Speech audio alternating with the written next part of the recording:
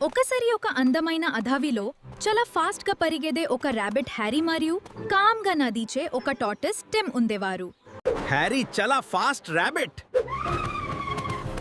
అతను ఎప్పుడు నేనే ఫాస్టెస్ట్ అని గర్వంగా చెప్తూ ఉంటాడు. ఎందుకు అంత స్లోగా నడుస్తున్నావు? ఇలా వెళ్ళితే ఎప్పుడు ఫినిష్ కి రీచ్ అవ్వు. I will get there. Race start అయ్యింది. హ్యారీ గాలి లాంటి స్పీడ్ తో ముందుకు వెళ్ళదు. టిమ్ మాత్రం స్లోగా ఒక్క స్టెప్ గా నడుస్తున్నదు. నాకు సమయం చాలా ఉంది.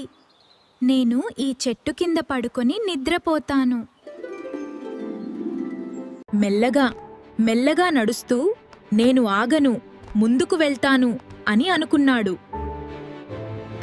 కొంత టైం తర్వాత హ్యారీ లేచి అయ్యో, లేట్ అయ్యింది అని ఫాస్ట్ గా పరిగెదడం స్టార్ట్ చేశాడు. కానీ అప్పటికే టిమ్ ఫినిష్ లైన్ రీచ్ అయ్యదు.